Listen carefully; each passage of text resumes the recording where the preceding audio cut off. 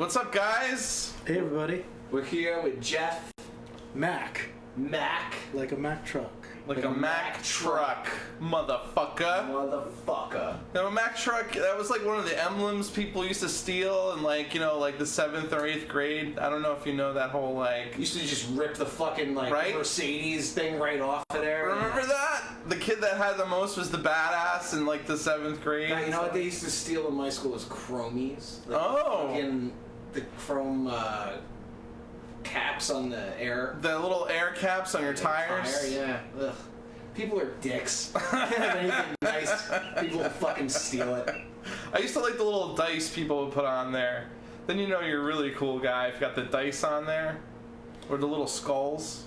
The good old days. Right? Back in the day. Back in the day. Before the internet. Before the internet ruined everything. Right. Everything. But then there's cult of contempt, and we can be contemptuous about the ruin of everything. Yeah.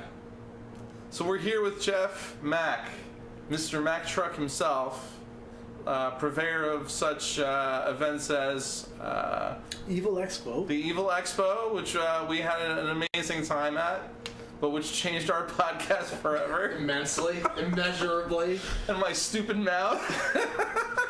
Calling people out like, you know, I have to do. The other one has an impossible name, which I like. Guilt and Fanfare, a Halloween Circus Dream.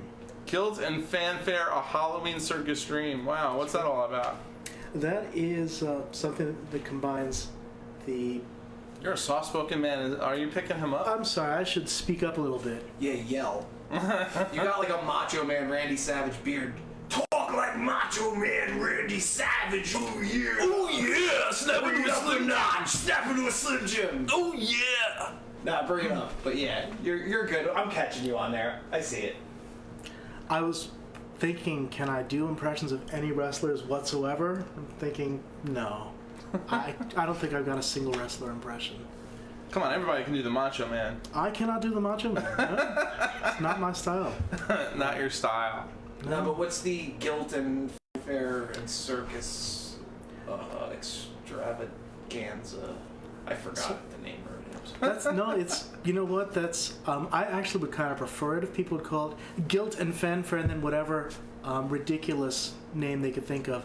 Guilt and Fanfare and Magic and Mystery. Guilt and Fanfare. GFAM-MAM. Make it an acronym.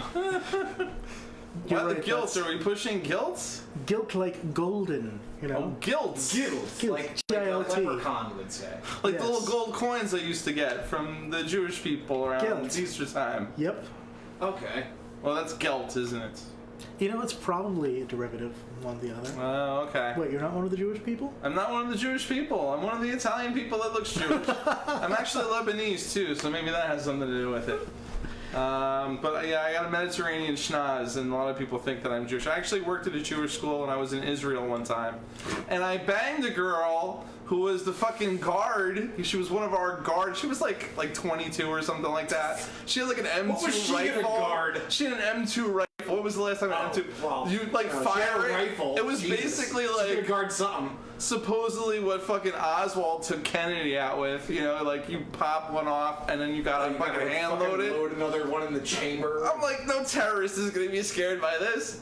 This cute little blonde, we're fucking flirting the whole time. I got my own room that night.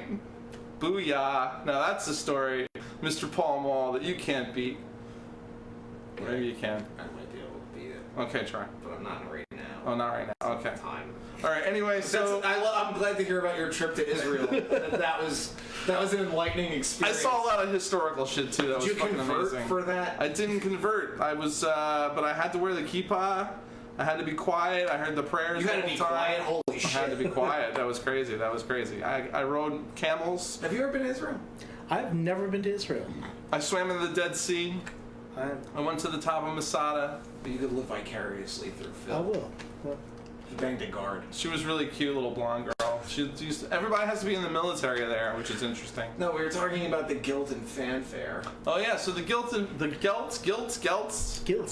like gold. Guilt's like gold and fanfare. What is this? What is going on here, and when is it happening? I'm always looking for new concepts to build a convention around. Oh, okay. I've always liked the idea that it makes more sense to try to find some idea that people don't yet know that they love, or that takes an aspect of things that people are going to be interested in and then gives them another place to go with it. I'm kind of more interested in doing that than trying to pick up whatever is currently most popular. And I'm not actually slamming whatever might be popular. Yeah. I'm still that nerdy guy. Like, is anime popular this year? What kind of anime? Really? And by the time I figure out what people like, they've already moved on to liking something else. Like, I cannot keep up with fashion. I've never wanted to. It's not so much I am a bold creator who does things no one else does. It's also true. But it's also, I cannot keep up with other people's... I can't keep up with ideas that get stale within a year. So the convention scene is not in a happy place in New Jersey. Really? Up in the tri-state area. The convention scene is sick. It's not doing terribly well. Why is that? Well, there's a lot of stuff, and depending on where you are and what part of what spectrum. Mm-hmm. So if you're in New Jersey, people don't seem to have a whole lot of consumer confidence, because you may not know this, but New Jersey does not have much faith in the president. Okay. How does that spill over to convention culture, though? Just people spending less discretionary income, and a convention can cost a good chunk of money if you're... So because they don't like the president, even though the economy is doing well, they just don't feel like spending? If you're on Twitter, you wouldn't ask such a silly question, because the economy's not doing well if people don't want it to be doing well. There's like the best job market that's ever been, and some people say it's because Obama saved the economy. But anyway, I personally feel like all right, I spent more money at Evil Expo than I probably have ever spent at Chiller Theater or any convention, really, because I was fucking and you know what it was too? It was like it's like shout out to Vias for Villains. Like they came and like plopped a mascot, man. I'm like, you know what? Like I can't give this back to them. Right. Like, it's all sweaty now and fucked up, so I'm like, I kind of have to buy it, but it's fucking badass. Like, right. And it fits perfectly, so it's cool. Like, I'm happy to do it, whatever it costs. And then I bought all their CDs too. I probably dropped like $60-$70 on them, like easy.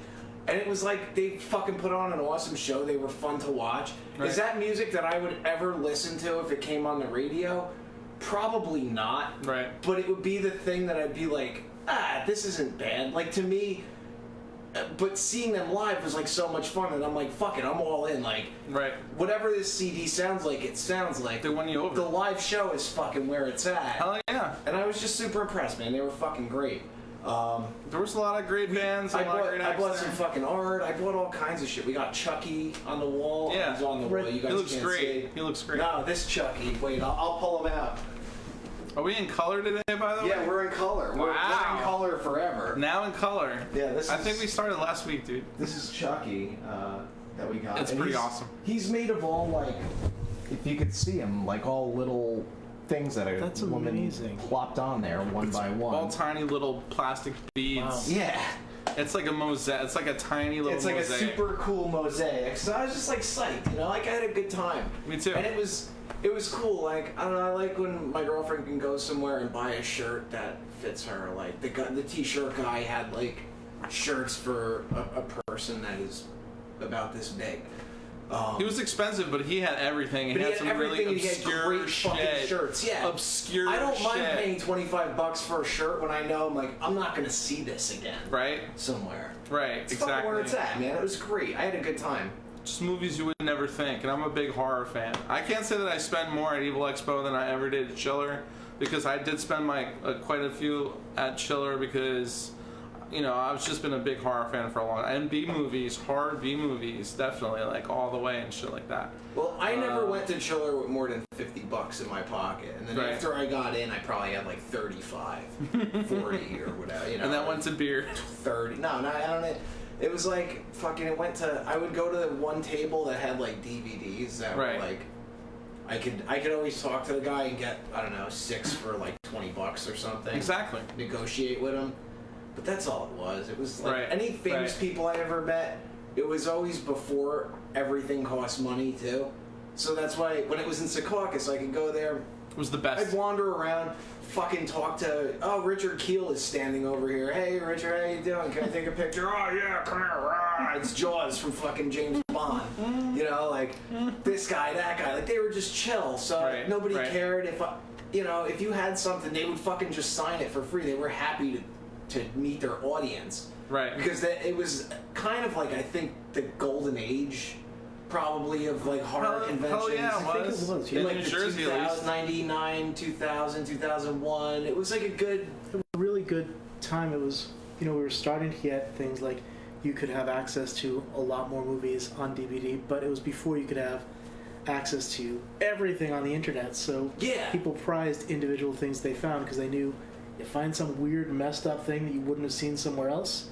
You're not going to see anything else like that till the next convention, till the next opportunity. It was a fucking gem, and you had to know about shit and dig for that shit.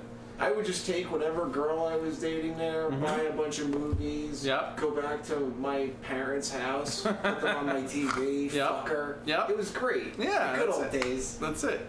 And then I introduced her like, oh yeah, you know who this guy is? This is the guy from House of a Thousand Corpses. That's Sid Haig. Oh my god! They think like, oh wow, I met famous people. It's like it was the best date ever. And of course, for them, the good time they're having is actually real. Totally, and it was during those times. I don't think all those actors had that fucking payday. This was kind of like a thing that was like, oh, this thing happens sometimes. Like, we got called in to do it. We'll come show up, sign autographs, bullshit with the fans. Oh yeah. And then it became like a chore for a lot of those people. It's just like I talked to what's his name? Bill the Butcher. Oh yeah. William. I don't know his name. I don't know. Bill the Butcher. He's great. He's in everything. That guy. He's in Dick Tracy. But I was talking to him. He's like, you know, I do this to pay for my daughter's college education. I'm like, oh, that's cool. You know, like I bought an autograph from that guy and fucking. I handed him beers all weekend too. It was great. He was like our neighbor at it. That's cool. Yeah, so he was like talking to Joe Pantoliano. Like they're all like chilling out and shit. I was like, this is great. Like, but that was fun. But it's like everything. If you want to talk to those people, it's like $5. You know, Yeah. like it's not the friendly fucking kind of open like. It's different now. It's a lot different. There was like a lot of blending in the back. I remember when it first kind of started out, they had like the scream queens who were also porno chicks. Yeah. So they would have like their horror movies next to the porn movies. So there were like some porn people going there too. But you know, I remember seeing David Carradine in the elevator, drunk and stoned as fuck. He was smoking a joint in the elevator. He looked like hell. It was right before Kill Bill came out. He bought everyone at the bar a drink. He was a super nice guy. Way before he fucking hung himself jacking off. Is that what happened to David Carradine? Yeah. Wow. Like he was murdered for the secrets that he knew. The kung fu secrets of David Carradine. The man who ousted Bruce Lee in fucking kung fu. Right? Yeah, I met Lou Ferrigno there. Linda Blair, who was super nice, really sweet. It was Elvira. It was like the golden age of fucking conventions. People were accessible. They kind of got. There was a blending. Yeah, now I feel like the conventions too are so based around celebrities. Right, that's why I liked Evil Expo, was because it's like there's no celebrities here. Like really, like everybody's kind of just doing their thing, and that's cool. It was a brilliant idea because it was kind of like a cosplay and kind of some interesting acts and some really interesting vendors, and it was for villains and villainy, if we didn't say that before, which is a really cool concept, and that's something you generally see. So you're coming at, you know, the convention thing from another angle, which is kind of cool. I won't say that all the acts were talented. There was a couple of things that were kind of like, did these people work this out before they got on stage? But there were also a lot of really great musical acts. Come on, man. It was the fucking sideshow. Those guys, there was like pauses. They were fun. Shit was going wrong. I almost thought that was like I almost thought that was part of the... They were like going on shtick for a while because shit wasn't working out. I mean, I don't know. I've seen him do a lot of really stellar performances. Yeah, have you? I don't Maybe know. that was just one off time. I would totally give them a chance again because I love a sideshow. They were fun. I had a good time. I really... yeah. I was pretty much engaged the entire time. And I'm a pretty tough fucking critic. Like, I'm kind of a fucking asshole. Especially on certainly Facebook. my high points and my low points. Yeah, mostly exclusively to Facebook. I feel like it really upsets the most people there. Like, Twitter people are like, yeah, this is awesome. I should tell you that I went to a party last weekend, which was an amazing party, a zombie teens party, which is like Valentine's Day, but we watch zombie movies. We say fuck you to the commercialism. We have a great time. But it was the 29th. It was, leap year, so that was like an extra cool thing that we threw in, so we had it on the 29th. And two of the people that had unfriended you on Facebook happened to show up there. How are they doing? I didn't know they were going to be there because I checked the fucking thing on Facebook before, and they had not said they were attending. Only one of them blocked me, and the one that blocked me was not the one that had beef with me. That's interesting. So... I'm not saying names right now, but like her friend that came to her aid, your boat anchor, quote unquote, was the one that unfriended me, and she pounded me at the end of the night when I left.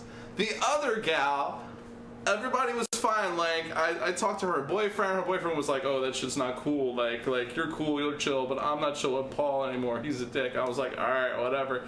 He's like, "You're a boy." I'm like, "All right, whatever." And that was it. And everybody else was cool. Had a great night. Had a few drinks. Had some laughs. I'm leaving. Boat anchor gives me the fucking fist. I go to high five the other gal who is still is friends with me on Facebook. Get no high five back. Go to high five her friend that wasn't even involved in the thing. Fucking air, nothing. I'm like, are you sweet, quitting later. the podcast right now? No, I'm not quitting the podcast. I was just fucking surprised because you think the person that unfriended me would be the one that wouldn't say goodbye. Hey, you know what I say? If words hurt, they're probably true. Fuck it. I just doubled down. I don't even care. But I heard that Mr. Mack here is having Dreamvelt at one of his conventions. Aren't they signed up? Dreamvelt. Yeah, no, that's good. No, whatever. Uh-huh. I'm gonna just let that one go over my head. Now I'm being the provocateur. Why are you starting problems, Phil? I'm just here to talk about cancel culture. I gotta call out the truth when I see it, man. That's the problem. Nothing elevates you. Listen, our president has like 12 women that fucking accused him of grabbing the pussy and all kinds of shit. The guy said that he could shoot somebody in the middle of fucking Fifth Avenue and probably still his followers would follow him. It seems to me that there's actually a lot of people in cancel culture or call-out culture, as it called, that bounce back, and there's some people that do not bounce back. Who bounced back? Mel Gibson? Yeah, Mel Gibson bounced back. Kevin Hart, I think, bounced back. He said a lot of awful things about the LGBTQ community. But Kevin Hart's a comedian. Mel Gibson made a racist Louis tirade. C.K. is a comedian. Have you seen him? But he jerked off. The shit that Kevin Hart got in trouble for is bullshit. Because Kevin Hart fucking makes jokes, and that's that. Like, right. I don't think Kevin Hart would actually beat his gay kid. No, I don't think. Well, I mean, you don't know though. He seems He's pretty playing on the fucking adamant about stereotype of the fucking black community. That's most of fucking. You're editorializing. You're like fucking point of evidence. I'm on going that. by fucking. I don't know. I do what I know. Okay. In comedy, and I know racist Italian people. Yeah. That's what I grew up with. Right. So it's fucking real easy for me to just slip into that and fucking become that character. Right. That's what that is. Okay. Is somebody from his youth that's like a fucking. I don't know if it's his dad. I don't know if it's his uncle. Right. But to me, that's what that is. That background came out from it. That fucking he's breaking balls and like using shit from what he heard in the 70s or 80s. Right. To fucking. I don't know what point he was really trying to make or whatever, but. Or to get a laugh, really.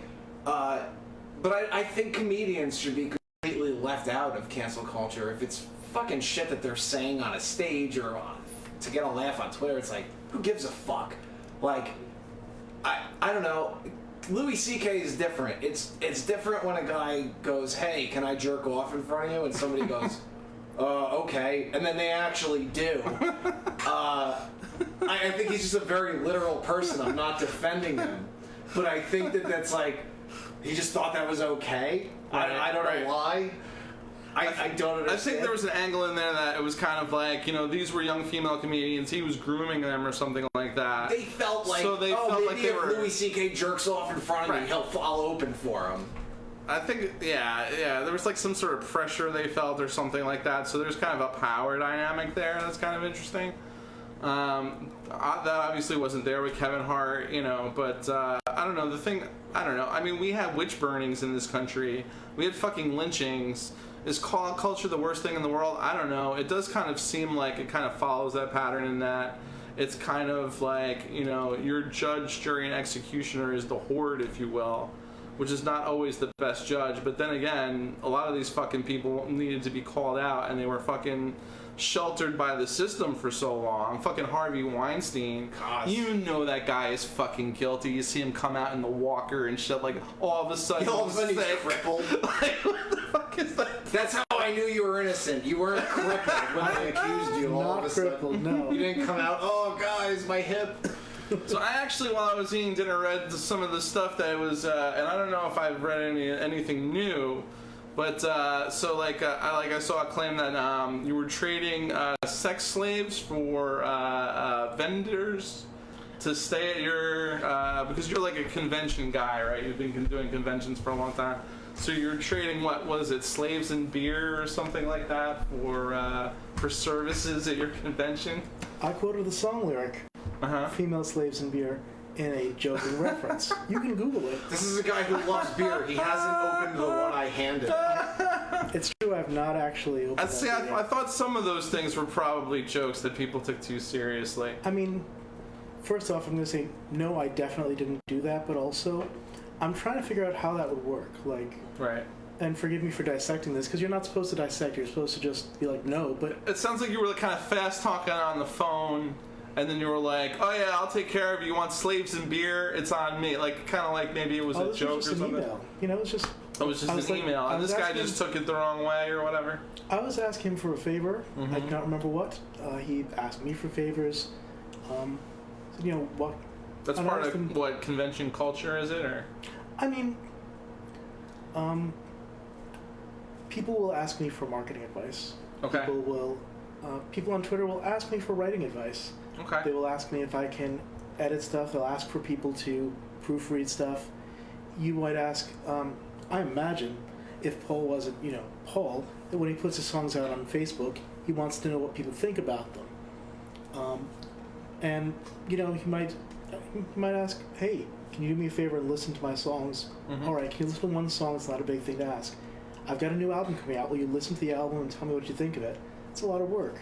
Yeah. You might want to say something nice to your friend, like, you figure out if they feel like it's an imposition or not. Right. So it's like, I don't know a good way to find that out. Like, hey, I'd like you to listen to my stuff. When I get approached by people, I just blow them off. Is that terrible? I'm just like, look, man, I got a full-time job. I got fucking writing is like I try to fit it in there. Ain't got time for the jibber jabber. Sorry, I don't even know you. Some lady was like, I'll give you editing services. I'm like, I don't fucking need your editing services. Why are you approaching me? Approach a fucking company. It's a numbers game. I guess. It's kind of annoying for the 99 people that say no. So, I mean, that's nice of you to do that. If it was somebody that I knew closely and they were like, look, do me a favor, look this over, I'd be like, sure. You know what I mean? But, I don't even know you're approaching me and shit like that. I'm like, I don't know this person. You come at me with some slaves and beer shit. Right. This is someone who did some basic websites for us.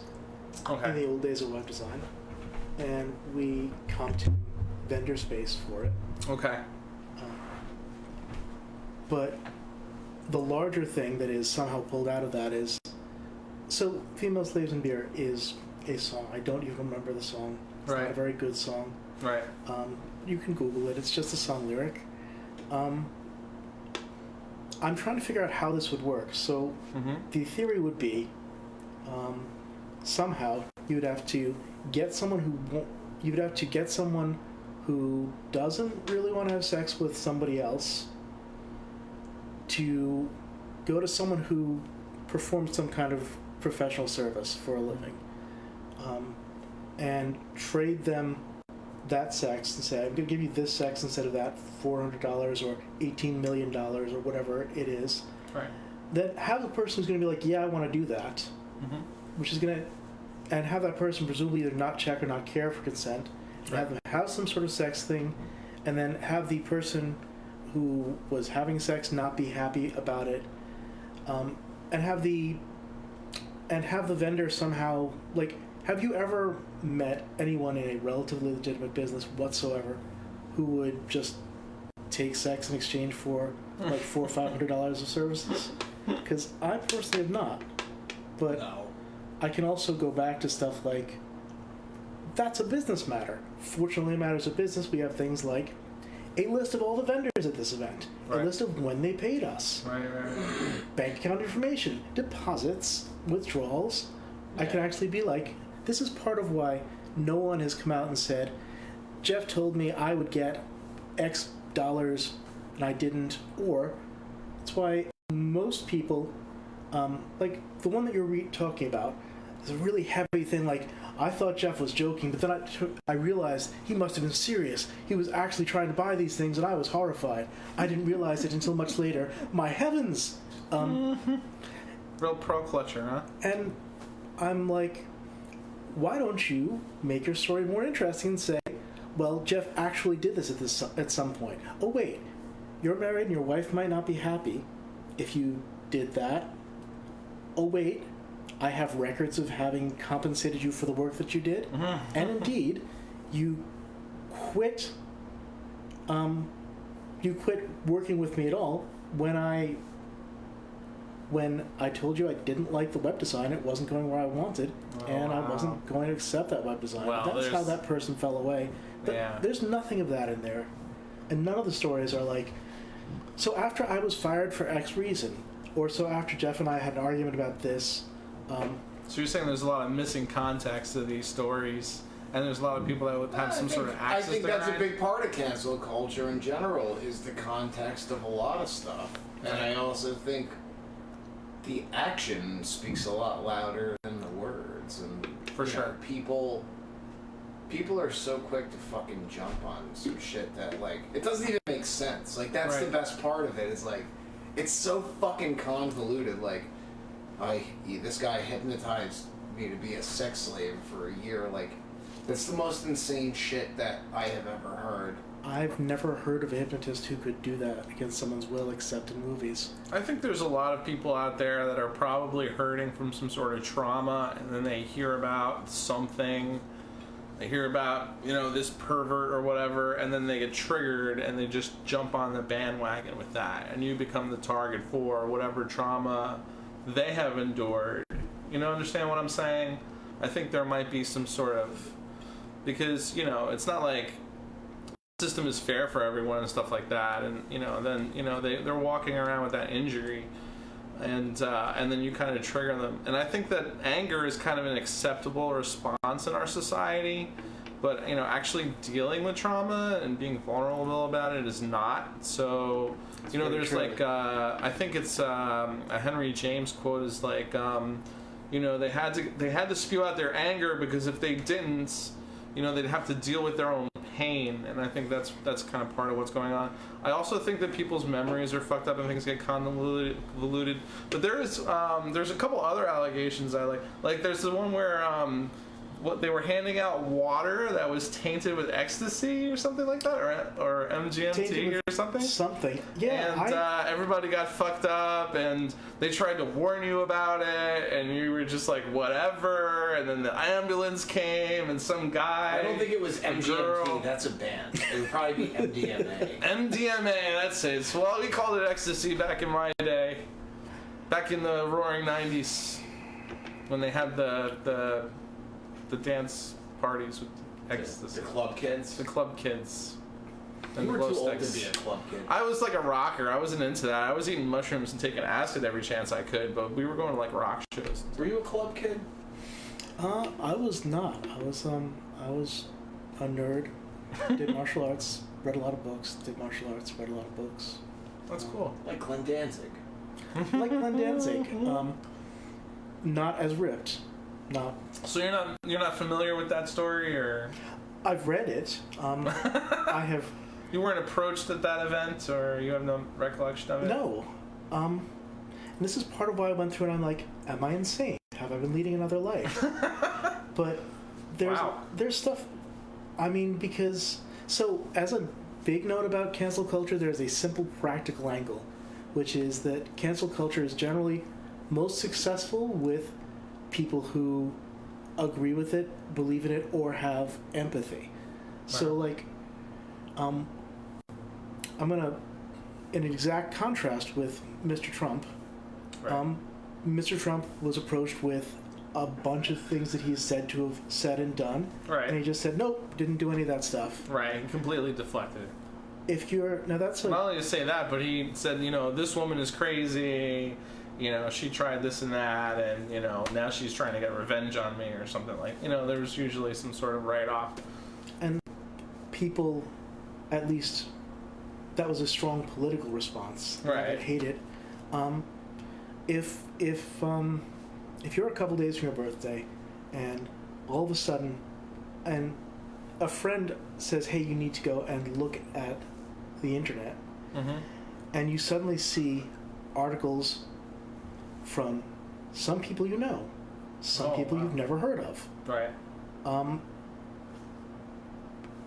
some starting to tell stories, some of which you recognize pieces of, some of which come out of nowhere, and people are saying, "You hurt me, you hurt me, you hurt me." Right.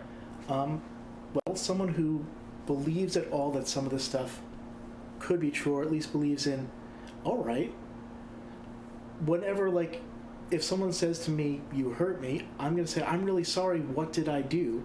and try to figure it out. Right. And if someone, well, I can't give an if, there's no analogy. Mm-hmm. If my ex-boyfriend decides that he wants to redevelop the story of how he and I broke up, Okay. and Redevelop. Wow, that's a very political statement.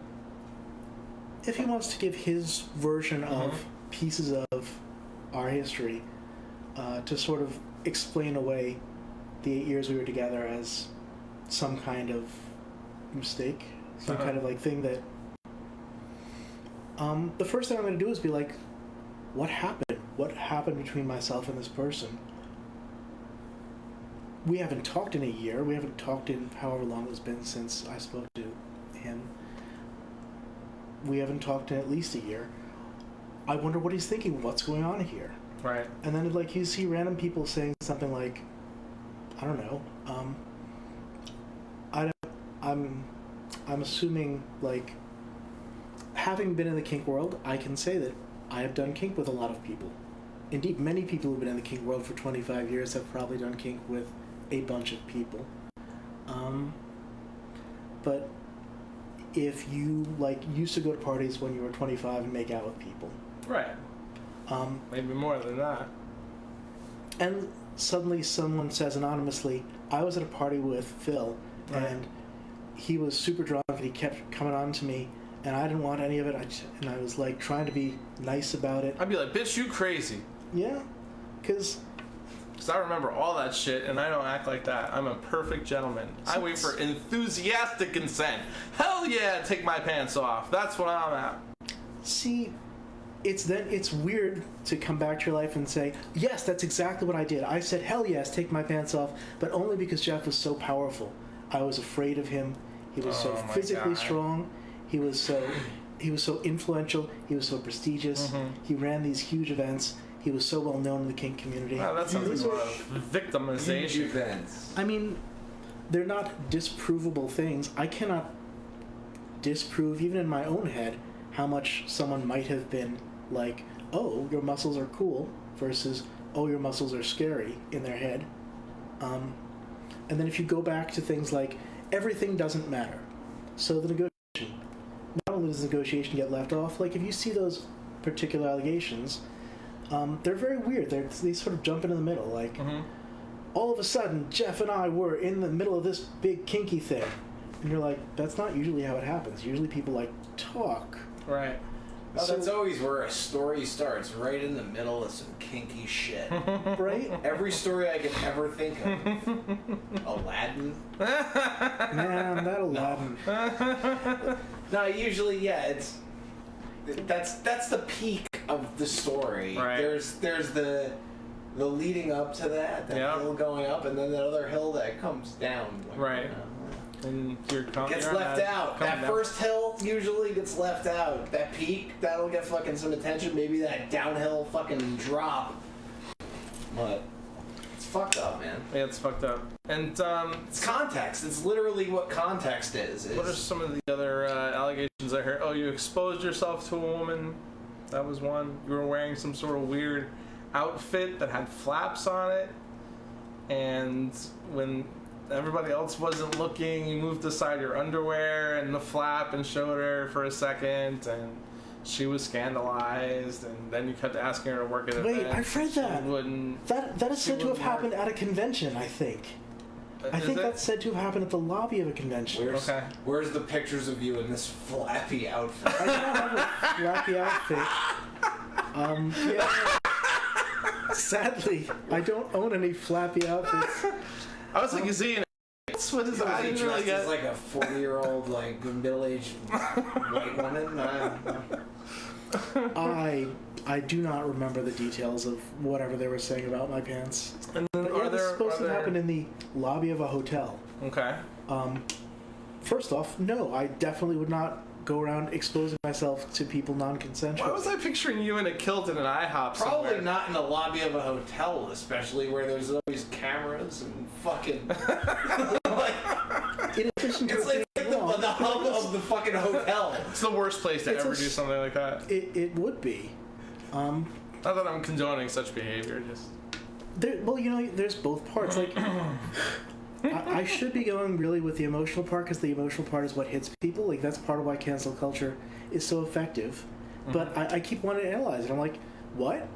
I don't even remember. I don't remember this ever happening. Like, I have no idea. I've been trying to think of, is there something I can think of that relates to this? Maybe it was somebody else and it just turned into you. It could have been somebody else. It could have not happened at all. I mean, some of the allegations that I saw did come out on Facebook or FetLife. So there are people I can attach to them directly. But the vast majority of what's online and what I've heard are anonymous allegations. There's not actually anything that will stop someone from saying random shit about anyone. Yeah. I mean, especially if they know that, as they did later on, and up until a year and a half after, I've only started actually responding directly to allegations outside of one interview that I gave the Daily Beast, which I had never had a hostile interview before. Weirdly enough, like, I'd never had a hostile media interview. Have you ever given a hostile interview to somebody? I hold people to task, but most of the people I interview are scientists that are doing like breakthroughs in research, so it's a totally different kind of interview. Shine a fucking light in her eye. Yeah, no, I don't have to do that, but I would. I mean, I kind of feel like I'm doing that with Jeff now, but I'm also being kind of fair and balanced. But you know, I want to try to kind of bring up the details of this and see if it was me, I would be much more adamant though, because I remember what happens and like I'll tell them how it is. Like, I guess you can't answer. Well, I probably would try, because I'm also a stubborn fuck, and I would probably try to answer every single allegation and probably go down the fucking post rabbit hole with someone for days and years. If I tried to answer every stupid allegation about me, it's like, oh, Paul never toured. Yeah, I did. Oh, Paul only wrote this song because the Undead did a surf album. It's like, dickhead, we played that song in the Undead. Like, that's why I wrote that. Like, you know, like stupid people that are uninformed, they're the fucking loudest ones. And then it's great because all the other people that like watch That's Dunning-Kruger. all the people that just watch them, they're like, this is fucking retarded. Mm-hmm. Like, like people just fucking, they're just like, oh, I just want to see where this goes. You just have to be the loudest one and be adamant. That's all that Trump does. It seems to work. If you seem confident, people just, oh, okay. But, you know, you're kind of like a soft-spoken dude, you know, and you're trying to be, you know, cognizant of other people's feelings, but I feel like you're not being maybe stern enough about this. I mean, if you're kind of allowing yourself to be a target. Guy.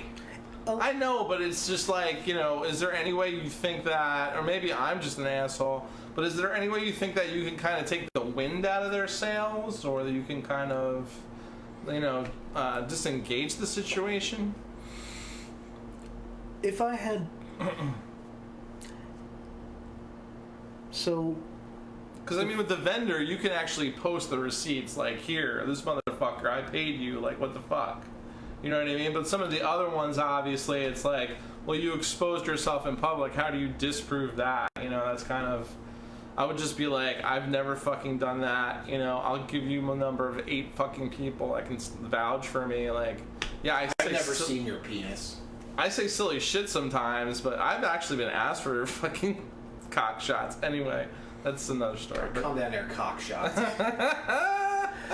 Right, like... Are you bi? That's another question. So you said that you had a male partner, but you've also played with women. So how is that working? Do you identify as bi, or? How do you I don't know how I identify anymore. So you're like non-binary, or? Nope, I am cisgendered. I am whatever the fuck sexual I am. Okay. Honestly, I've been... It's been a really weird journey. The first couple of days, I was adamant. I knew that this had not happened, and one of the points that we should put in is that I had been a witch hunter. Like, not this kind, not this level. Like, okay. Where did you hunt? Well, so the people who brainwashed me at Columbia originally taught me that there's almost no false allegations, an idea which is very prevalent in the kink community right now. There's no false allegations. Very few false allegations of sexual misconduct, yeah. Okay. Prevalent in a lot of parts of the kink community and prevalent in a lot of other places. So you're just saying there's a lot of predators out there, or? That is the theory, that there's a lot of predators out there, yeah. Jesus. It's not a weird theory, to bring it back to, you're familiar with hashtag believe all women? Yeah. Or believe women. Yeah. Well, the reason that came out, in addition to, of course, the fact that it was centered around that Supreme Court justice hearing, I'm now blanking on his name, Kavanaugh. Oh, yeah. Centered around the Kavanaugh. Brett Kavanaugh, yeah. And that was a point where I don't know, I can't speak to what happened, but let me put it this way. First, even if false allegations are rare, the internet allows you to multiply the amount of allegations by a lot. So even if the statistics held, and they don't, because those are not real statistics, they are statistics that measure small populations in controlled environments of almost always people who bring legal charges of sexual assault and are then not only not successful in pressing those charges, but then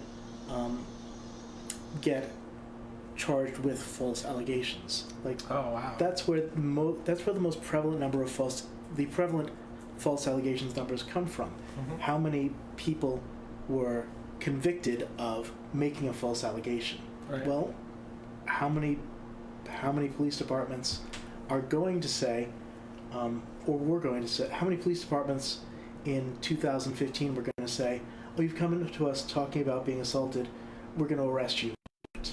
Right. Whatever we might think about levels of patriarchy and or sexism, that's not something that's a good look in the modern world. It's not common. It's not very common. It's someone who's just finished mounting a legal defense against being accused of sexual assault doesn't usually have the resources to mount that back, to press charges like that, and police departments don't want those charges. But we're basing someone goes in, looks police officers in the eye, speaks to law enforcement, speaks to people whose job it is to attempt to figure out crimes, who deal with crime fighting every day. A specialized department of the government that works on trying to figure out crimes, goes in, talks to those people, makes an allegation sufficient to have a person charged, so sufficient to send cops to go and put this person under arrest and have them brought up on charges, and then the charges get seen through. And bear in mind, this is America. The vast majority of cases of any kind end with a guilty plea. That is, they end with some kind of plea bargain because court costs are so expensive. It's something like 92% of cases in America are settled by plea bargain. Some of the exceptions being things like, or settled by some other kind of arrangement. You go talk to the prosecutor? Yeah, I know. Yeah, talk to the prosecutor. So even if those statistics are measuring something that is not very common. And let's also point out that it's probably a good thing if we think that false allegations are rare, that women would be charged with false allegations less often, right? Charged with having made false allegations. All right. So we're measuring a criminal statistic, a specific legal charge that involves having police go and arrest somebody, then having that person get off the hook, be found not guilty, then have police press charges against someone else, then have that be held up in court. So that's a lot. Yeah, it's double the paperwork. They don't like that. No. So there's stuff like, only 8% of those cases were only 8% of those cases convicted the person making the allegation. Well, yeah. That's only 8% of people who came in reporting a sexual assault got convicted themselves of making a false allegation. Well, yeah. How many people who come in with charges of sexual assault get charged with falsehood by the police? Not a lot. Yeah, I would think not a lot. But then if we say that for some reason we just believe the internet, and I'm putting that out there, like the site you probably read, do you know how many names can you remember being attached to it? I think they were all anonymous, and there were maybe, 12 or 14 comments in total. There's, I don't know how many stories, 30, 40, wow. 50 stories on that blog. Wow. And as far as I know, almost all of them, maybe all of them, are anonymous. Right. So, for example, even if something vaguely resembles something that I might have done, so someone is like, Jeff, Jeff and I negotiated a flogging scene. We did the flogging. I didn't like it. I didn't yellow or red, but I expressed with my eyes that I wasn't happy, and he didn't stop soon enough. Right. Even stuff like that. That's why we have these safety words and stuff like that. That's part. And that's also why we do, a negotiation in the beginning and sort of a lot of aftercare and kind of, debriefing kind of afterwards when you do a scene. And I think that it should always be with someone you very well trust. I've never really played with kink outside of that. One of the reasons why is I don't want any kind of misunderstanding, and another reason why is because I think after you've been in a long-term relationship for a while, it's kind of nice to kind of get interested in each other's kind of deeper things, which can reignite the spark a little bit in the bedroom when you've been a couple for a long time. So I urge everyone to kind of like, if you're going to practice that, make sure you do it in the right way with someone you trust, because you never want these kind of allegations to come out and kind of fuck you up later in life. Listen, sometimes those kind of allegations can come out when you're in high school and you bang a girl, right, and then you don't date her, and then you right, date her friend, right, and then she goes, well, I'm gonna tell everybody that he raped me. Jesus. And then all her friends are like, yeah, but you told us the real story already, so, Did this She happen wasn't to the you? brightest. hypothetically, yes. She wasn't the And brightest. it was like, well, no, it was one of those things too where this is a girl that came up to me knowing that as a man, I will not take a swing back at her. Right. And slapped me as hard as she could across the face because she could. Right. So I was like, you know what? Like, I'm not going to hit her back. Right. I'm going to spit a mouthful of soda in her face. So I spit a mouthful of soda in her face. And so the cops visited me. They're like, well, you spit soda in this girl's face. I'm like, well, she slapped me across mine. Right. I don't know if she told you that. Right. I didn't spit soda in her face for no fucking reason. Right. But even still, you know, they were like, well, you know, you shouldn't spit at girls. Like, well, girls shouldn't fucking hit people full contact, you know, in the hallway. For Fuck sure. them cunts. So, you know, like, I got away with that because it was like, well, she told that, you know, she's like, oh, I'm going to tell everybody he raped me. It's like, well, you're just mad because he spit soda in your face and he's dating your hot friend. Like, get over it, you know? Like, that's life, but I don't know, that was like a fucking tumultuous, like, oh, Jesus Christ, like, am I going to go to jail for having consensual sex with a crazy girl that, Right. you know, she carves words into her body, like, it's like, I don't need this shit, that's why I broke up with her, like, Right. you know what I'm saying? It's like, I'm good. Yeah. I'm no carved word friend. Like, I like that Slayer album, that's cool when they do it. Because you know a girl that carved Slayer into her arm in high school I is don't really remember. well adjusted. I think she carved the word stomach into her stomach. So she would remember? I guess. I don't know. I think English was her second language. I'm not sure. Violence was her first, apparently. Yeah. So what other things are you being accused of? Oh man,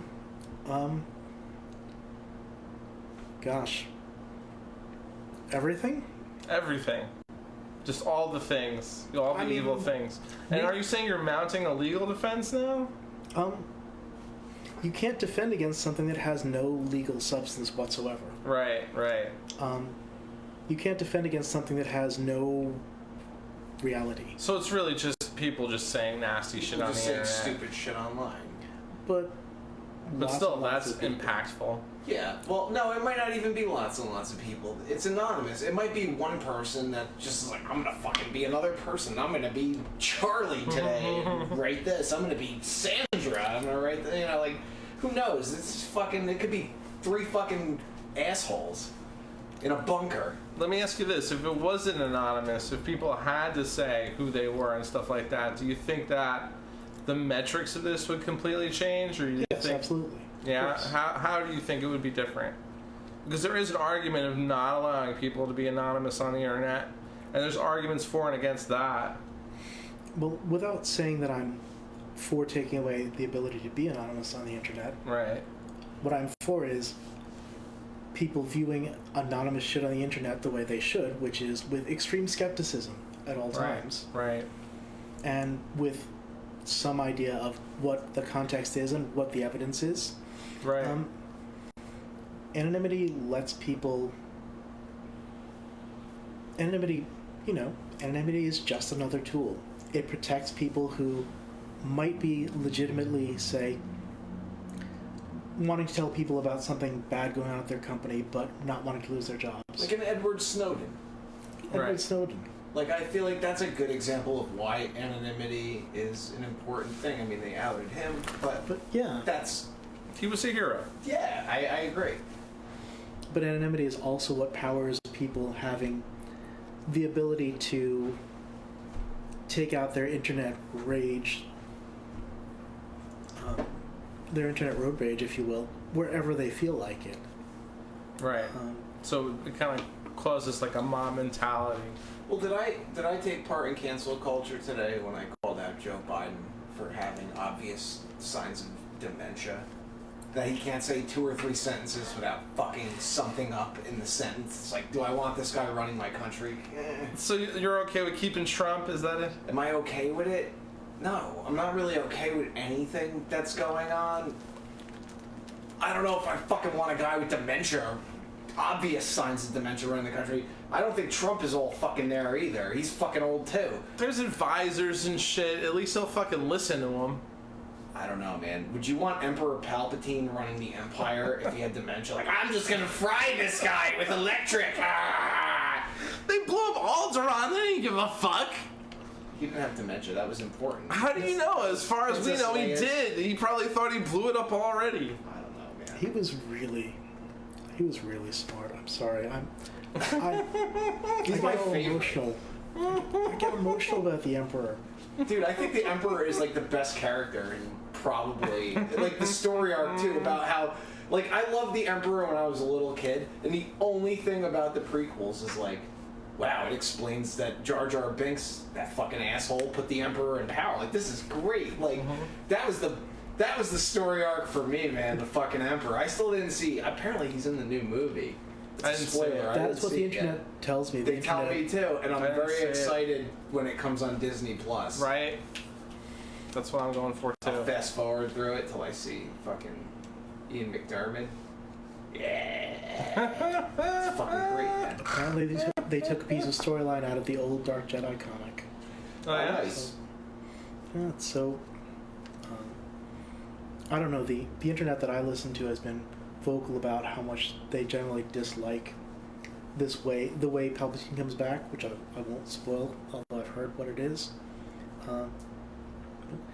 Actually, one of the things that happened early on was that I've always enjoyed villains and villainy, but when I started just being called a monster everywhere I went, I became more interested in villains in fiction. That's not even the exact origin of Evil Expo, that's when I started reading a lot more books about the Sith, and it's when I started looking for, I guess, first fiction that was more about villains.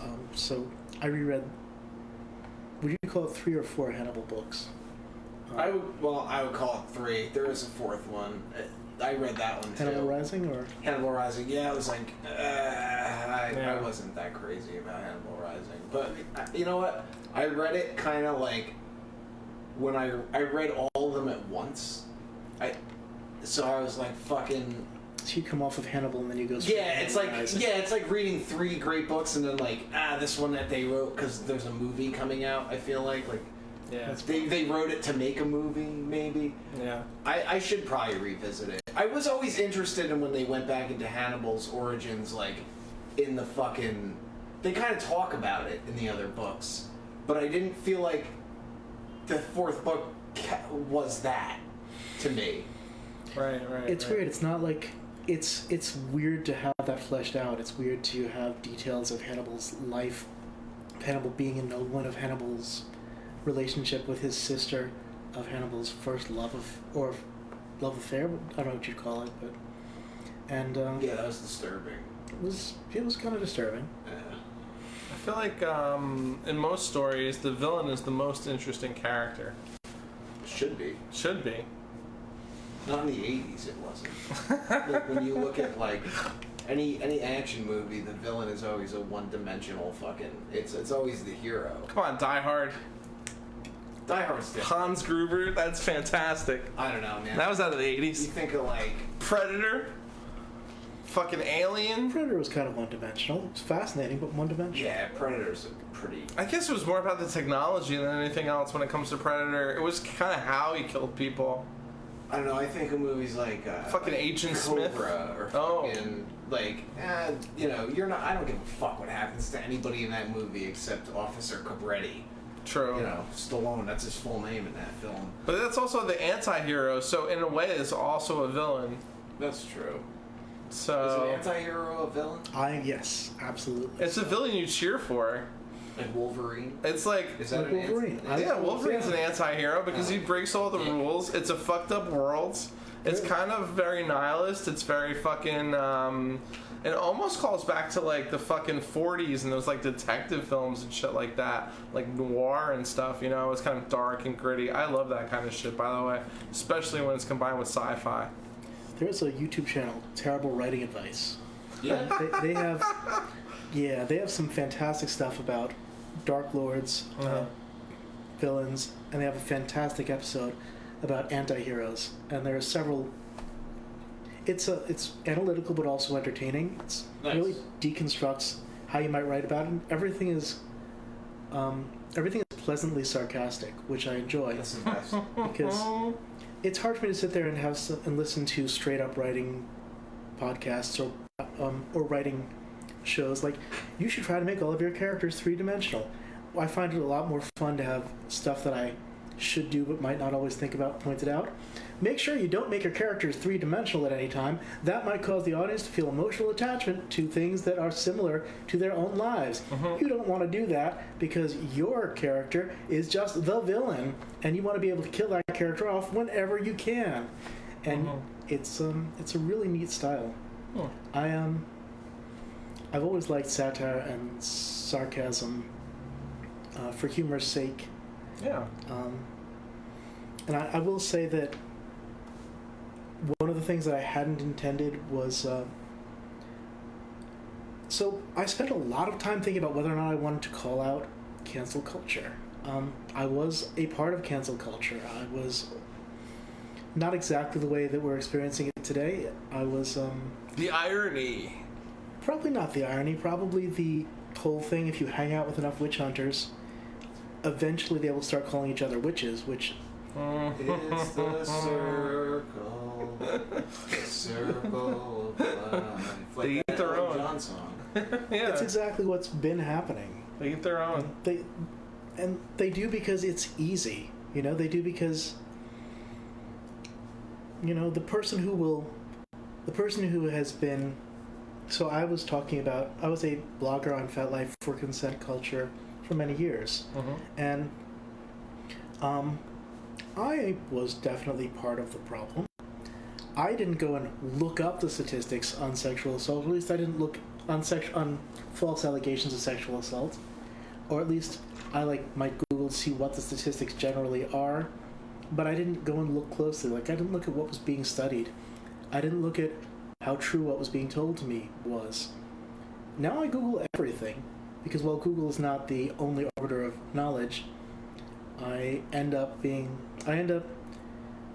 finding a lot of stuff that seems crazy to me, and then I Google it and I find out, yes, it's crazy. And I think that's part of why the modern world is so full of allegations of the worst possible kind, because we don't bother to check. It's easy to be outraged. Right. It's like the fucking oh, this is written here, it must be true. This is outrageous. And yeah, I mean, if you read it, yeah, it is fucking outrageous. If it was possible or true, it would be this is heinous, but it's not possible. Most of it is fucking so far in the realm of oddity to me. I think there's a kernel of truth, but it's kind of like the game of telephone, where you tell somebody something and then it goes 12 or 14 people down the line, and by the time it gets to the end, it's totally blown out of proportion. Yeah, because once it goes through me, I just change every word. You probably make a joke and somebody felt uncomfortable about it or something, and that all of a sudden turns into you exposed yourself or whatever it is. Yeah, it's a fucked up world, man. So what's next for you? So I guess so this thing is still going on. Are you gonna are you evolving the way you're addressing it? Or are you trying to put it out? Or are you just gonna kind of let it burn itself out, kind of take the oxygen out of itself? Or I don't think that any part of cancellation takes the oxygen out of itself. No. It just keeps going and going. There's no limit there's no real practical limit to the ability that someone who is open to being outraged can get the adrenaline rush of being outraged. There's not necessarily a physical limit. So it's a drug now, you think? It's absolutely a drug. To be fair, it's a drug in ways that are not necessarily dissimilar to any particular kind of music. Do you remember when they were saying that heavy metal music was so much louder and so much more aggressive than other kinds of music that it would drive the people who are a part of it insane, and drive them active? Oh, the PMRC and Tipper Gore. Tipper Gore. Tipper Gore. I've always found it kind of strange. Like, I always feel like it's the right that really doesn't want to hear that shit, but a lot of the time it's the left that's like, we're gonna make it a fucking law that we don't have to hear this shit. And it's supposed to be the opposite, I think, in my mind. Like, Right. I always think like, the left is supposed to be about like free speech and anything you want. If I want to sing fucking about the devil, just fucking a nut in the mouth, the left should be all about that, and the right should be like, what the fuck is this? But that was weird. The PMRC made a lot of old rock stars, well, that are old now, like Alice Cooper and fucking Dee Snider. They're conservative because of that. Like, they're just like, we're gonna vote against these fucking assholes for the rest of the time. Yep. Fuck them. Yep. I don't know. I always thought it was nuts, man. Like, that's... Yeah. It was extremely self-defeating. And, like, if I'd say, although cancel culture is not limited to any particular political ideology, let's say that you're more likely to see moral outrage cancellation on the left these days. Well, it's just, that's, or as I think my friend Chelsea might put it, people who call themselves on the left, which is not the same as being on the left. Interesting.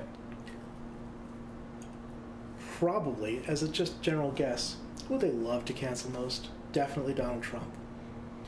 Scott Adams makes this point, and Scott Adams made this point before he switched over from being a lifelong Democrat to being an actual Trump supporter, which means that some people listening might not listen to the rest of whatever I'm saying. Yeah. But he made the point that people would love nothing more than to cancel Trump. And in his eyes, Scott Adams, the cartoonist who created Dilbert, Yeah. he talks about persuasion a lot. He said that in his eyes, people are magnifying everything the president does, and the president is milking that for everything he can get out of it. Yeah, it's a cycle. And he's using it For to sure. power himself. And Scott Adams has a book, Win Bigly, which I'm currently rereading. He's talking about how before he was... Fuck, he quoted the president in the title of that shit. You know, I did not know that Mr. Trump was actually saying big league, which is an actual thing. We're going to win big league. Yeah, they just said Uh, bigly, and I thought for a long time that he just said bigly because he was dumb, which makes no sense. yeah. People are not that dumb, not repeatedly. He's still pretty dumb, and the government is not being run the way it should I'm be. not- I mean, the not- State Department has been hollowed. We're not People are saying it's leaving. racist, It's. you know. I'm just saying. Yeah, he He's might have using said a phrase, big league. though. It's phrasing, you know. He's using all that as fuel to secure his base around him as a shield, and it's only going to work for so long. But yes, he's Well, doing that. That's the thing, though. Like, we could stop doing that. We could stop giving him that fuel. Right. But They're not. They never can. Well, yeah. We can stop. They won't. The rest of the world will not. I'm under the impression that kind of both parties are run by the same industrial complex, by the same billionaire. You know, Bill Hicks once said, you know, the puppet on the right has my beliefs. Oh, the puppet on the left is more to my liking. Wait a minute, there's one dude holding up both puppets. Go back to bed, America. Your government is in control. You know, it's kind of... So, you know, yeah, I know. Bloomberg, you know, he's going to throw a bunch of money at He's the out. liberals. But he knows fucking Donald Trump and all these other... Well, he's going to throw a bunch of He's money out. He just to... dropped. I know, He but dropped he's out. taking a bunch of money and giving it to Joe Biden. Imagine if he took to beat $500 Trump. million and fucking spent it on, like, you know what, I'm going to just take $500 million and help the homeless. Right. And help this and help that. And Right. maybe people would be like, you know what, that Bloomberg, he's not such a cunt. Right. But instead, we just got to see billboards of his dumb fucking face and his fucking pandering bullshit that nobody can tolerate. Mm-hmm. And it didn't work for him. Right. It just, if people in fucking New York, if you're from New York and the Mm-hmm. people in New York fucking hate you, Right. there's no hope for the rest of the country. No, certainly. They're gonna fucking hate you more. Oh, yeah. Media comes from New York. For sure. It radiates out. Yeah. Fucking, that's like the epicenter of kind of everything. Is like Yeah. New York and LA. I feel like Exactly. in the middle. Fuck them. They're like lost. There's Chicago, and that's pretty much it. Yeah. Like if you're from New York and people from New York hate you, you're fucked. You're Yes. not going to be the president. You're not going to be anything. You're going to be some asshole that everybody hates from New York. Some rich asshole. Right. And that's pretty much what he is. Oh, yeah. But he's taking his money, he's putting it behind Biden. But he knows all the other billionaires, no matter what side they're on, they all fucking know each other and they're all playing games against us. And all they do is inflame this whole left-right bullshit, and we all fucking fall privy to it. And that's why we need comedians and shit like this to fucking remind you that we're all fucking human, and we all shit, and we all should have a good time and forget all the bullshit. Yeah. You have anything else you want to add? I mean, I have tons that I could add, but Add away. man, We don't have to end the show. I mean, it's usually the time-ish now that we end the show, but we don't have to end the show. We could go. If you have anything else poignant or pertinent, or I spend a lot of time on Twitter. And Twitter is one of the worst arenas for human interaction. my main account, which is at Dark Lord Journal, Nice. has been switched over to to only follow hashtags in Spanish, because I do not speak Spanish.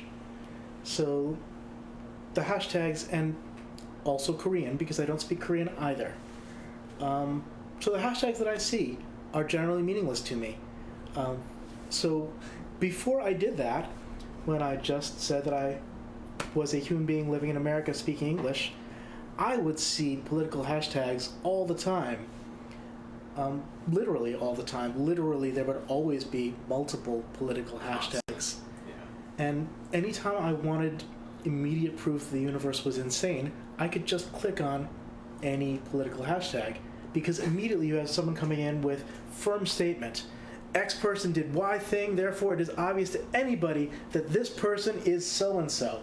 And immediately the tweet under it is, Y person did Z thing, that's incontrovertible, so therefore it is obvious to anyone that this. It's and whataboutism. It's just constantly. Just so much just whataboutism. a ball of fucking.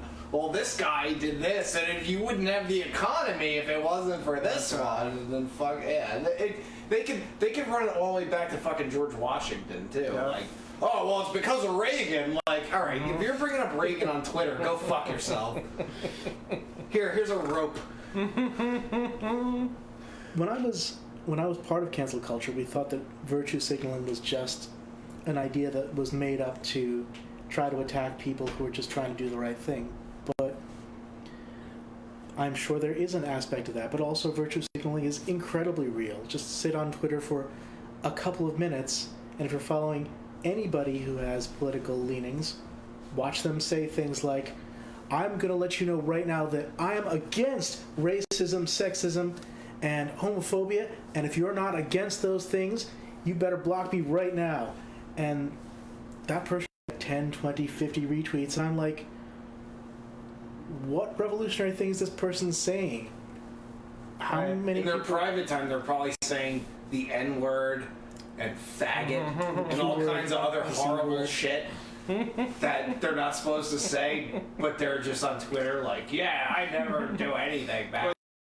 Wife or Yeah, they're slapping a bitch. they're fucking buying heroin in the fucking ghetto or something.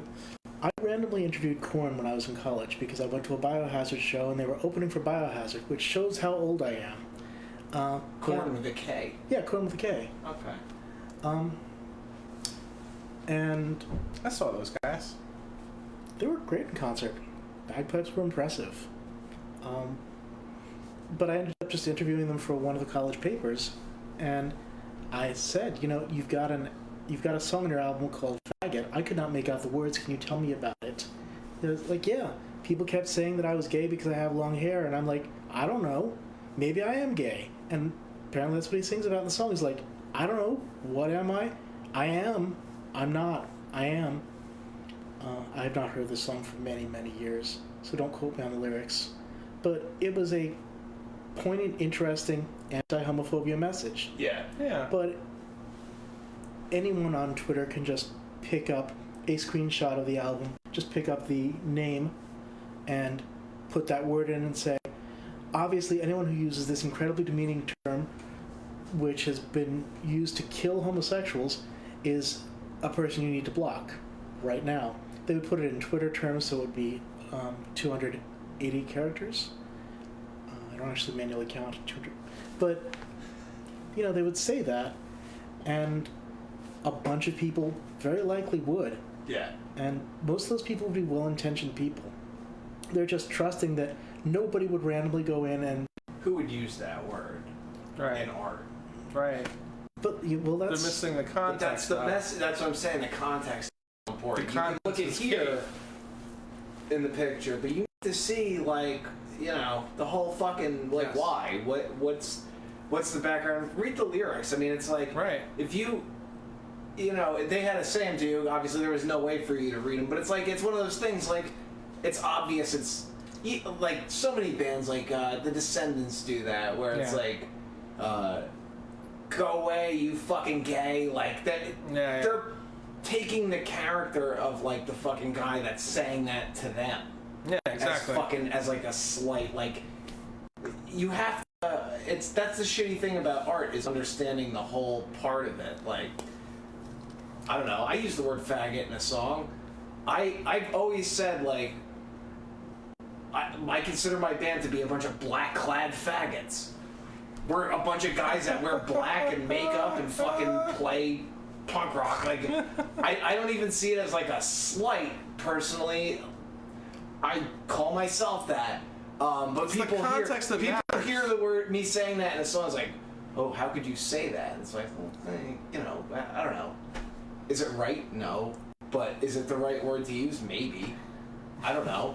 Like, it's fucking art, man. That's... I like to think that my actions always speak louder than my words with, like, everything. Like, did I say this word? Yeah, probably, at some point or another. Did I say it out of anger? Maybe. Maybe not. Do I abide by the meaning of this word with every person I meet that word might describe? Fuck no. Right. Or that's the general meaning of that word. Like, I treat everybody fucking with dignity. Right. I might be a harsh critic. I might be kind of an asshole, but it's like, I give you the shirt off my fucking back. I think you, like, speak brusquely, but you have a lot of heart. But I think that there's a lot of people that are sensitive and easily triggered, and you can kind of... I don't do well with the demographic of middle-aged white women. Heavy set. We're sensitive and easily triggered, fucking, some of them. Like, just the maddest people that exist on the world, I feel like. Well, Disney sold them a bunch of fucking bullshit, and that's the age you finally realize it, you know? Yeah. You start to eat shit in your 40s. You're like, yeah, it's like, it's not going to get any better than this. You know, I got these 2 stupid kids and a dump truck of a fucking husband. And, this fucking boat anchor of a husband. Oh! And it's only going to go downhill from here. You know what I mean? Do we have a hero of the week or an asshole? We don't do the hero of the week anymore. That was a Really? Jim thing. We only do asshole of the week now. All right. Yeah. But I mean, I also think too, my hero of the week would be like usually a villainous person. It's like, oh yeah, it's this horrible guy that did this awful shit. So I don't know. Sometimes the line is very thin between hero and villain. You know. My villain of the week is the woman who found out she was infected with the coronavirus, but was invited into like this, you know, exclusive party. So she decided to go to the fucking event. I think so. She decided to go to the event anyway. You fucking you're like a carrier now. You're basically just spreading the fucking disease. You're the fleas on the rats of fucking medieval Europe. You're fucking vermin, and you deserve to be fucking quarantined, if not, you know, sprayed down with a hose. That's the cancel culture I want. Is canceling people with the coronavirus from fucking going out spreading it. That would be useful. I'll get behind that. That's important. What about you? You got an asshole of the week? I'm going to do something vaguely popular and then just completely kill it. Good. Okay, good. I'm going to go with Sean King, but not because of the allegation that he lied about what news Rachel Maddow was presenting, because I frankly haven't read those articles in detail. I'm going to go with Sean King because I've seen him do completely other stuff, nothing related to this. I've seen him do really shady character attacks on friend of mine on Twitter. Oh. And as a completely personal thing, without asking anyone to take my side or their side, if I'm just going to name someone I'm thinking, man, that's an asshole, that guy is an asshole. Okay. All right. Solid. I would say my asshole of the week is most of the people that cross the Lyndhurst Bridge who come in making the left. My new favorite thing is I make the right turn, but I get right into the left lane, and then right when the light turns yellow for the people making the left, they just decide to fuck it, we're shooting over. They're just gonna gut And it. there's just a line of 3 cars that has nowhere to go. Oh, God. Blocking the lanes, going to the left and going straight. Oh my god. And I just sit there and I just look at the people getting furious and just fueled in my heart. Like, oh, this is fucking driving, you know? So yeah, that's my asshole, because the people that make that left turn and give me so much amusement. And I refuse to make that same left turn on my side of the bridge. I'll sit there with that yellow light and the traffic all backed up. It's like, I'm not just gonna pull into an intersection that I'm going to block. Right. I refuse. Right. I think that's prickish, and I think it's fucked up for the people that are going the other way. Right, so I exactly. just won't do it. The people behind me, they'll just fucking go around the left into the wrong lane of traffic and make it. It's great. Fuck them. People just lose it, and then society breaks down. I love it. I can't wait for the day that somebody just decides to come up and just pop me through the window with a gun. You know he died doing what he loved. And I think on that note... Oh, wait, you want to pitch anything before we... Yeah. What's the dates? Tell us You the guys dates. got to be at Guilt and Fanfare, a Halloween circus dream, which is June 5th through 7th this year. So it's coming up. We have a massive page of entertainment. You can check it out at guiltandfanfare.com/enchantments. Assuming that, unlike me, you can remember to spell guilt, G-I-L-T, which I always mess up. I would register the other domain name too. And you're talking about like bands, you're talking about what kind of entertainment? We've got bands, we've got discussions, we've got magic, we've got face painters, we've got a masquerade ball. Masquerade Ball. Yeah. We've got gaming, we've got V's for Villains back, and they're going to be... Nice. They're also going to be playing on the same stage, not the same time, as Just Villains, VILLINS.com, who are the most dangerous band in New York City. Nice. Cool. Nice. And they do you should check them out on YouTube. They do a really cool show with a lot of... They say they're the only band with superpowers, and they have a whole bunch of superpower-themed special effects. Nice. It's neat. It's not like Kiss. They're not like a huge band at this point, but my goodness, for like an indie band out of New York, their stuff's amazing. Villains. VILLINS, yeah. I like that. Okay. And I want to give an extra bonus asshole of the week to anybody who reads allegations online and doesn't look it up for themselves. Be fucking skeptical. Look shit up before you jump on the bandwagon. Don't be a fucking witch hunter. But if you find out that somebody's fucking legitimate asshole, then it's perfectly okay for you to call them out. Also find me at Phil Perry the Writer on Facebook or Instagram. Yeah, where can we find you on the Twitter? You can find me on Twitter at Dark Lord Journal. You can find me at evilexpo.com or at guiltandfanfare.com, or look for me on Facebook as That Jeff Mack or under Evil Expo. I'm in both places. And you can find me at Paul Mall, motherfuckers. Oh. Peace out. Peace! Let's get the fuck out of here. Now in color.